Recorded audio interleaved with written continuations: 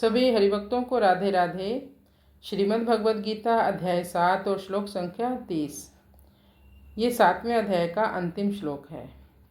साधिभूतादिदैवं मां साधियज्ञं च ये विदु प्रयाण काले अपि च मां ते विदुर्युक्तचेतसा। साधिभूतादिदैवं मां साधियज्ञं च ये विदु प्रयाण काले अपि च मां ते विदुर्युक्तचेतसा। 7वें अध्याय के आखिरी श्लोक में भगवान बताते हैं कि वह व्यक्ति जो मुझसे युक्त है, कृष्ण भावना वाला है, वह यह भी जानता है कि मैं ही संपूर्ण ब्रह्मांड को नियंत्रित करने वाला हूँ। मैं आदिभूत हूँ। मैं ही आदिदेव, आदिभूत, आदि यज्ञ भी हूँ। जो व्यक्ति मुझे सभी देवताओं का नियंत्रण करता मानता है, वह व्यक्ति प्रयाण काले अपि च माम। प्रयाण काल होता है मृत्यु के समय का। मृत्यु के समय भगवान का चिंतन कर पाता है। कुछ व्यक्ति भगवान को समझ ही नहीं पाते। बिल्कुल सही, भगवान इतने महान हैं, उनको सामान्य जन कैसे समझ सकते हैं। इसका अर्थ यह नहीं कि हमें भगवान को नहीं जानना चाहिए। प्रयाण काल के समय तो गरुड़ पुराण में लिखा है, इतना दर्द होता है जैसे 40,000 बिच्छू एक साथ डंक मारे हों। कहते हैं मृत्यु से पहले ही व्यक्ति का मन और बुद्धि काम करना बंद कर देते हैं। प्रयाण काले अपि च माम ये विदुर्युक्त चेतसा, जो संसार के भोगों और संग्रह की प्राप्ति अप्राप्ति में समान रहने वाले हैं और संसार से सर्वथा उपरत होकर भगवान में लगे हुए हैं, वे पुरुष युक्त चेता हैं। ऐसे युक्त चेता मनुष्य अंत काल में भी मेरे को ही जानते हैं, अर्थात अंत काल की पीड़ा आदि में भी वो मेरे में ही अटल रूप से स्थित रहते हैं।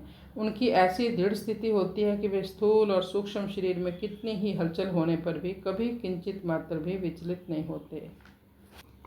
इस अध्याय के शुरू में भगवान ने अर्जुन से कहा था कि मैं यह विज्ञान सहित ज्ञान कहूँगा जिससे तू मेरे समग्र रूप को जान जाएगा और जिसको जानने के बाद फिर कुछ भी जानना बाकी नहीं रहेगा।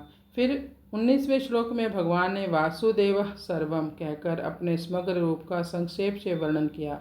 अब अध्याय के अंत में भगवान उसका पूरा खुलकर बोलते हैं। साधक का जन्म तो हो चुका है और व्याधि अवश्यम भावी नहीं है, परंतु वृद्ध अवस्था और मृत्यु ये दोनों आते आते हैं, जरूर आएंगे और इससे मनुष्य को अधिक दुख होता है। इसलिए यहाँ जरा मरण मोक्षाय कहा है कि भगवान का आश्रय लेने वाले भक्त जरा और मरण दोनों से मुक्त हो जाते हैं, अर्थात उनको शरीर के रहते हुए वृद्ध अवस्था का भी दुख नहीं होता और गति के विषय में भी दुख नहीं होता। और मरने के बाद हमारी क्या गति होगी, वे भगवान का आश्रय लेकर प्रयत्न करते हैं। इसलिए वे परा अपरा के सहित भगवान के समग्र रूप को जान लेते हैं, अर्थात विज्ञान सहित ज्ञान को जान लेते हैं। और इस अध्याय का मूल नाम भी यही है, ज्ञान विज्ञान योग। यद्यपि कर्मयोगी और ज्ञान योगी भी जन्म मरण से मुक्त हो जाते हैं, पर भक्त जरा मरण से मुक्त होने के साथ भगवान के समग्र रूप को भी जान लेते हैं। कारण कि कर्मयोगी और ज्ञान योगी की तो आरंभ से ही अपने साधन की निष्ठा होती है। 7वें अध्याय का सार क्या है? भगवान की दो प्रकृतियां हैं, अपरा और परा। संसार अपरा प्रकृति और जीव परा प्रकृति है। अपरा प्रकृति जड़ और निरंतर परिवर्तनशील है और परा प्रकृति चेतन और नित्य अपरिवर्तनशील है। इसका कभी कोई परिवर्तन नहीं होता। भगवान ने अपरा और परा दोनों को अपनी ही प्रकृति अर्थात स्वभाव बताया है। भगवान का स्वभाव होने से अपरा प्रकृति के स्वतंत्र भगवान से अलग सत्ता नहीं है, परंतु जीव परा प्रकृति अपरा को सत्ता और महत्ता देकर उसके साथ अपना संबंध जोड़ लेता है।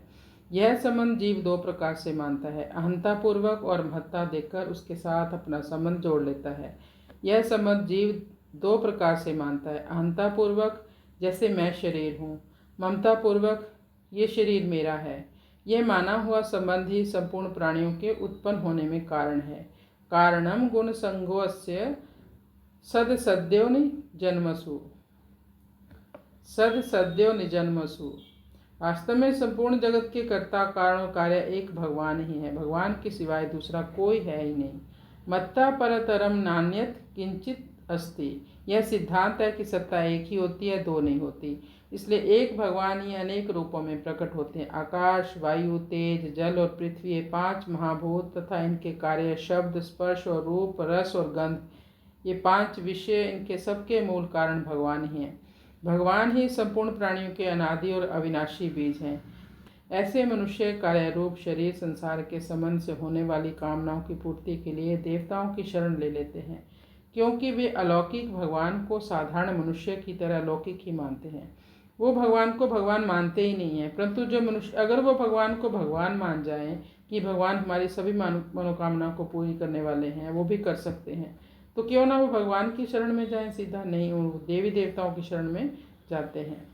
परंतु जो मनुष्य तीनों गुणों से मोहित नहीं होते वे भगवान की शरण लेते हैं। ऐसे भक्तों के 4 भेद होते हैं, अर्थार्थी, आर्त, जिज्ञासु और ज्ञानी। इन शरणागत भक्तों में भी जो सब कुछ भगवान ही है, इस प्रकार भगवान की शरण हो जाता है, वह महात्मा भक्त मुक्त पुरुषों से भी श्रेष्ठ होने के कारण अत्यंत दुर्लभ है। वह महात्मा भक्त भगवान की कृपा से परा अपरा सहित भगवान के समग्र रूप को जान लेता है, जिसको जानने पर फिर कुछ भी जानना शेष नहीं बचता, क्योंकि उसके सिवाय अन्य कोई चीज है ही नहीं। उसका भगवान के साथ आत्मीय संबंध हो जाता है।